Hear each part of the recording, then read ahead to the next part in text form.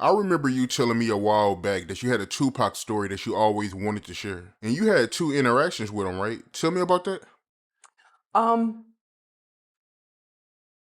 I met, I was in Tupac's company twice. Um, um,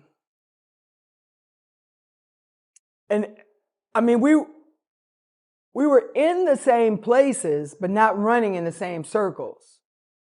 So, I mean, I'd be at the same events, be at the same place, but we took a flight together once. Um, and it was weird because I was in first class and he was in coach. And when I sat down and I saw him, I was like, "Ooh, I'm gonna talk to Pac all the way to Atlanta." And when he kept walking, I was like, "Who the fuck put Pac in in economy?" I could have talked to him. And I didn't fly first class all the time. I don't want to be that pretentious.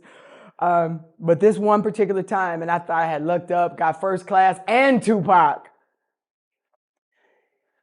Um, so the two interactions that I had with him, he was completely different on both interactions. And the extreme, like the first time I met him, I didn't know what was happening to me. I was so charmed. I was entranced. I was enspelled.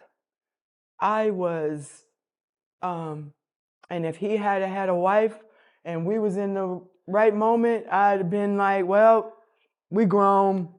I hope your wife feels like me and it's not a deal breaker. I'm not having sex with married men intentionally, but um, he was so sweet and so charming. I never, to this day, have seen anything like him, like that moment. And he kind of tilted his head and his smile, this man's smile, like his face was so sweet when internally, if he zones in, he was a ladies' man. And admittedly, he loved to flirt and he loved women. And I can say that Pac flirted with me. And it I was completely entranced, like I've never been entranced before and since. And I was literally like I was like in a spell. And maybe it was because, I'm standing in front of a musical God and I had so much reverence for him, or maybe he just has this thing that just, I've never seen it before. Kind of, first he was looking, he walked, oh my fucking God, I can still see it. Like I can still feel him coming towards me. I can still, it's like he saw me and I saw him saw me. And I know that reaction, like, I mean, I look the way that I look. I made people do that a lot. And he did it, and when he did it, I was like, "Yeah, I got your ass." Yeah, nigga face, nigga face. And when he started coming towards me, I was like, "Oh shit, no, wait, wait, hold up, nigga, oh wait, I ain't never seen this before. I don't know what this looked like. This scared me. This scared me." He was like, he saw me, he zoned in, he started walking towards me. And when he smiled, I swear to God, I almost started crying. I swear, I put that on everything. I almost started crying. Like, what the fuck is this? And then he tilted his head. And when he got up on me, I was a foot and a half taller than him. And I was like, nigga, you don't get the fuck out my face. No, but I towered over him. I was so much taller than him. And it kind of took me out of the trance. And he just kept talking about how funny I was and how he was just like, every time I see you, I stop and I'm going to watch. He said, every time I see you, I stop and watch you. Oh, I'm sorry. I just got this fucking chills. Yep. And he said that and I couldn't take it. I couldn't take the compliment. I couldn't take it. Because I hadn't done, I had done house party, but I still didn't have the confidence to be going toe to toe with, you know, a genius like that. I just didn't, and I was trying to hide what I felt I was lacking. And then in hindsight, when I look back, what I was trying to hide, it didn't even matter. But I just got out of there. So then the next time that I saw him, he was completely opposite. We were at the Beverly Center, and I had just did a director's test with one of my favorite actors, and I've just been so blessed to do some of the things that I've done. And it hasn't been like this humongously long thing, but I did a director's test with Kadeem Hardison. And if you came of age in the 90s, if you were in your 20s in the 90s, you know what Kadeem means to us. Kadeem means so much to my generation. To do even do an audition with him is meaningful. So that's how I know him personally.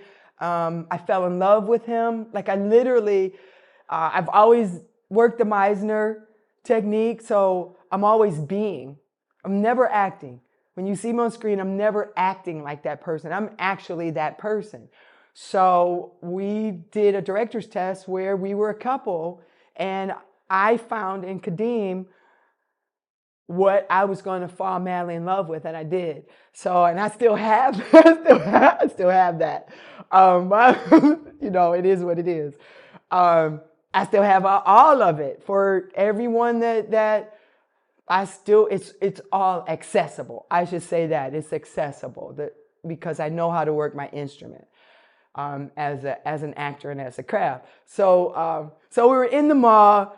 I saw Kadeem, and I walked over. They were together. And I was, oh, Pop. And we were talking, and immediately, like we didn't even get. I don't even think I got a full sentence out, and two other girls walked up, and they recognized Pac. And the first thing out of the girl's mouth was, and Pac seemed to be just sort of low key, like he wasn't up, he wasn't under, he was just stoic. He was just right here. And the girl said, Tupac ain't your real name. And the way that she said it was, I knew she didn't know what to say. Obviously, she just wanted to say something. She didn't know what to say. And Pac just went straight to 60. And I just backed up. I literally thought, he went so in on this girl that I hope this girl sees this and she DMs me and tells me that was me. It was two of them. And it got loud and crazy. And then she matched him. And she was like, well, fuck you then, nigga. I was just saying, blah, blah, blah, blah. He's like, fuck you. Leave me the fuck alone. Let me say it. It was like, and then Kadeem was like, Kadeem was like, whoa, whoa, whoa, whoa, whoa. And I saw his arm go, and he just kind of, and Pac stopped. And then he was trying to control the girls, and then he just kind of just moved out of the space. And then the girls went on. And then I don't know what happened at the end because I got up out of there. It was the 90s. I got up out of there. I got out of there. So that was my Tupac story. So the first time I met him, like the most sweetest, beautiful, enchanting, seductive person I've ever seen in my entire life, to this volatile person that'll let you know when you've crossed the line. They crossed the line. And I think too, when they started talking about his name, because his name was very precious and it came from a very precious person in his life, a very precious person in our culture. And when he said, and she said, mama, your mama didn't give you that name. And that's what sent him off. That's what sent him off when she said, your mama didn't give you that name. And I was like, damn, girl, you could have said that different. You could have said, is that your real name or something like that? But she was like, your mama didn't give you that name. Trying to be all, and he gave it to her, whatever it was she was asking for. She got it.